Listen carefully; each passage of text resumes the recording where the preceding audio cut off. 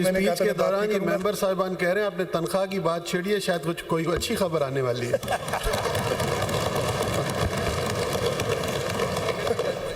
हाँ जी,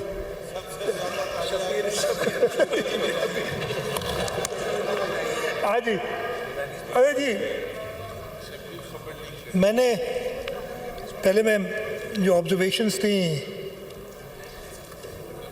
ये क्या इसमें कोई चीज़ ऐसी खास नहीं है, जो ऑब्जर्वेशंस थी लीडर ऑफ द हाउस की, तो मैंने काफ़ी तो एड्रेस की अपने, उसमें कोशिश की है कि उन्हें बताऊं कि ये क्या था, कानून बताए।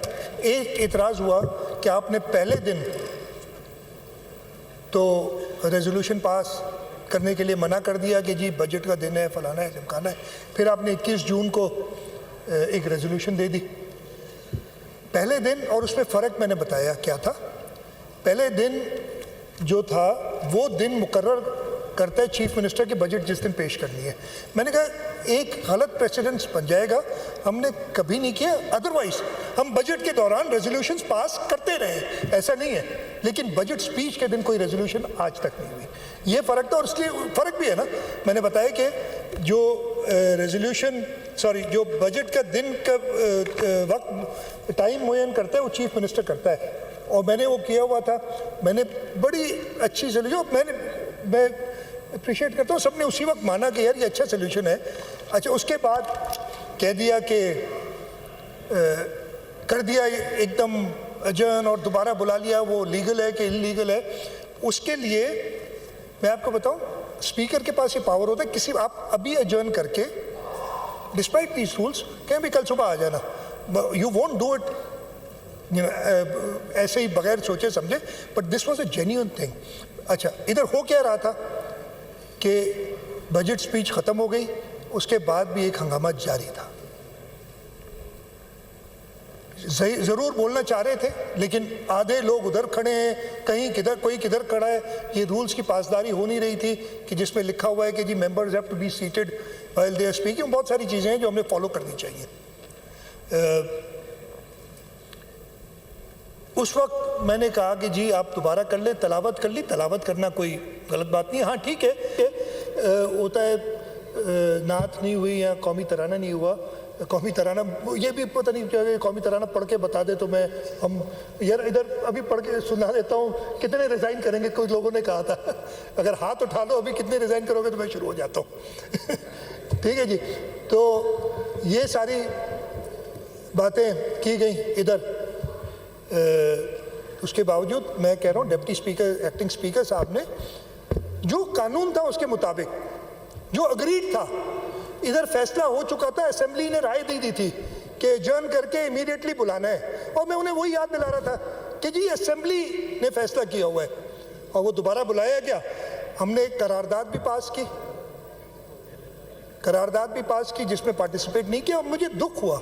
मैंने यही अगले दिन कहा था कि उस वक्त चलो ठीक है, अपने सारे गिले शिकवे एक तरफ कर देते। उस वक्त जब करारदाद पेश हो गई थी, आके बैठ जाते, पास कर देते, फिर शुरू कर देते। बैठ गए थे, पास हो गए। अब जब हमें पता लगा कि आप ये कर रहे हैं तो हम खामोश हो गए। आप वसीम भाई, अच्छा चल, मैं देखिए स्पीच कर रहे हैं, इसमें इंटरप्ट नहीं, मुनासिब नहीं है। रिकॉर्ड देख लीजिएगा, रिकॉर्ड देख लीजिएगा।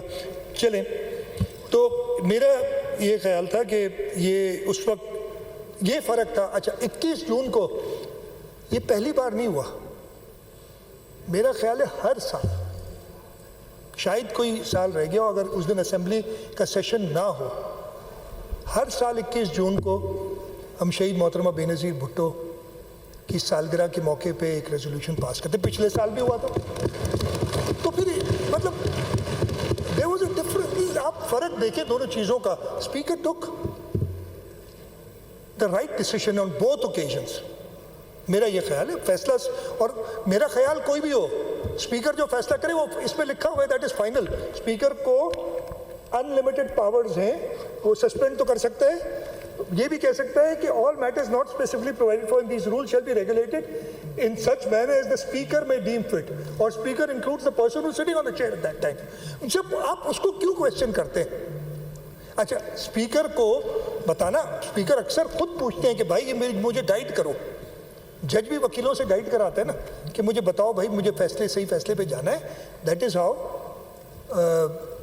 You speaker takes decisions. तो अगर वो पूछ रहे हैं, कह रहे उसमें भी गलत बात, डिक्टेशन नहीं लेना होता वो. मतलब आप स्पीकर के ऑफिस की, मैं तौहीन तो बहुत सख्त लफ्ज़ है वो तो नहीं कहना चाहूँगा, लेकिन उसकी बिलिटल कर रहे हैं उसको थोड़ा सा कि जी आप डिक्टेशन लेते हो, आप डिक्टेशन लेते हो. यार वो ऊपर चेयर पे बैठा है, आपके बड़े पावर हैं, आपको पता नहीं है. जो आपको बताता हूँ, इधर जो, एक सेकंड, ऐसे ही हंगामा, इससे कुछ कम, इसलिए इधर तो माशाल्लाह हुआ था पंजाब असेंबली में, उधर लोगों को पूरे सेशन के लिए बाहर कर दिए स्पीकर ने, पूरे सेशन के लिए. इधर हम नहीं करते ऐसे कोई काम. आपको पता है, मुझे याद आ गया, मुझे आज से बहुत साल हो गए यार, 20 साल से ज़्यादा हो गए, 22 साल. मुझे उस वक्त के स्पीकर ने बाहर कर दिया था आना स्पीकर हाउस के अंदर, मैं ऑपोजिशन में था. याद होगा, इधर गुलाम कादिर हैं बैठे, सौरभ खान है ये बैठे, मुझे बाहर कर दिया था स्पीकर.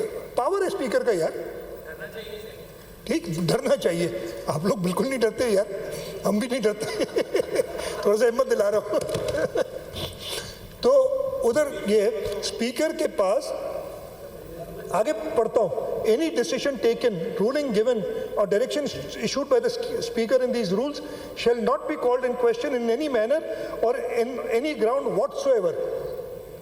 फिर भी आप बाहर जाके स्पीकर की बात करते थे. हम, ठीक है, कई चीज़ें स्पीकर साहब आपको पता है कि ये साइड वालों को पसंद नहीं आती. स्पीकर साहब जो आप थे, आपसे पहले आगा सिराज थे, निसार खोड़ो साहब थे. सिमिलरली ऑपोजिशन में जब हम थे तो जो स्पीकर साहब होते थे, कई चीज़ें मेरे ख्याल है उस वक्त की हुकूमत को पसंद नहीं आती थी कि नहीं यार ये तो ऐसा नहीं होना चाहिए. लेकिन स्पीकर का वर्ड फाइनल होता है. ये रूल्स उसको ये कहते हैं ना, ये सारी प्रोटेस्ट करना है, फ्रीडम ऑफ स्पीच है, सब चीज़ is subject to rules and we are guided by these rules of the provincial assembly of Sindh. तो इस पे हमने चलना चाहिए और कुछ नहीं. तो खैर ये मेरे ख्याल काफ़ी इस पे हो गया. मैं आखिर काफ़ी 2.5 घंटे हो गए, 2.5 हो गए. 1 घंटा नहीं इतना नहीं, तो थोड़ा सा रह गया. मैं थोड़ा सा ये और देखूं यार, कोई और तैयारी तो नहीं मेरी. वो ये भी लिखा है मोबाइल फ़ोन पे बात नहीं कर सकते, कानून में लिखा है.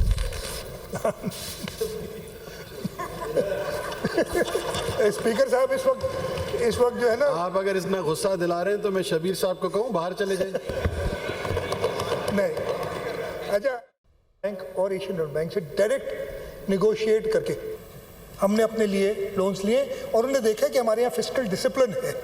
और मैं उसके आगे बात भी करूँगा, थोड़ी सी ये याद आ गई, फिस्कल डिसिप्लिन है, इस वजह से वो लोन देते. That is Y I am saying कि हम वो लेंडर जो है ना बैंक से, यार मैं आप तो लेने जाएं पैसे, कितना वो खाल उधार देते हैं, पहले आपसे सारे सिक्योरिटी लेंगे, सब कुछ लेंगे, उसके बाद लोन देते हैं. ऐसे नहीं देते. That is why that keeps you under a check. That's why you take loans also, so that somebody else takes you, keeps you under a check. जब लोग प्रोजेक्ट करते हैं वो इसी वजह से एक लोन इसी भी लेते हैं कि एक मुफ्त में उन्हें एक थर्ड पार्टी मिल जाती है सारा चेक करने के लिए. अच्छा, अगेन PS 122 के मेंबर साहब ने 2 स्कीम्स की बात की थी, 2648, 2788, जो उन्होंने बात की थी कि इतना काम हुआ, तो ये एक्सपेंडिचर भी उतने ही हुए. मैंने देखा उसमें कोई फ़र्क नहीं था बताने में. जैसे अभी लीडर ऑफ द ऑपोजिशन ने भी काफ़ी सारी ऐसी स्कीमें बताई थी, उसका जल्दी से बता दूंगा जवाब.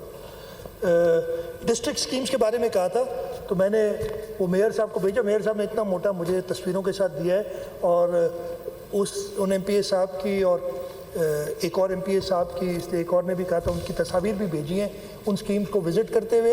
एक का ख़त भी भेजा है मुझे कि जी मैं बड़ा सेटिस्फाइड हूँ इससे. कहेंगे तो दिखा दूँ, ज़्यादा बोलने के. ये तो जब मैंने मेयर को कहा ना ये क्या है तुम्हारे काम नहीं हो रहे सही, तो उन्होंने सारे अपनी इतना मोटा थद्दा लेके मुझे भेज दिया. तो ये देख लें, और ख़त भी भेजें उसके साथ.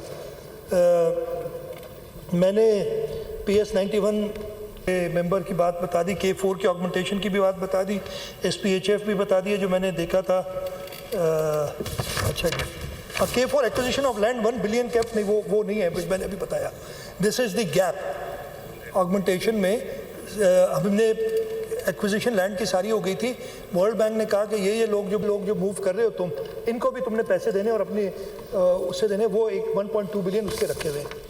हाँ जी।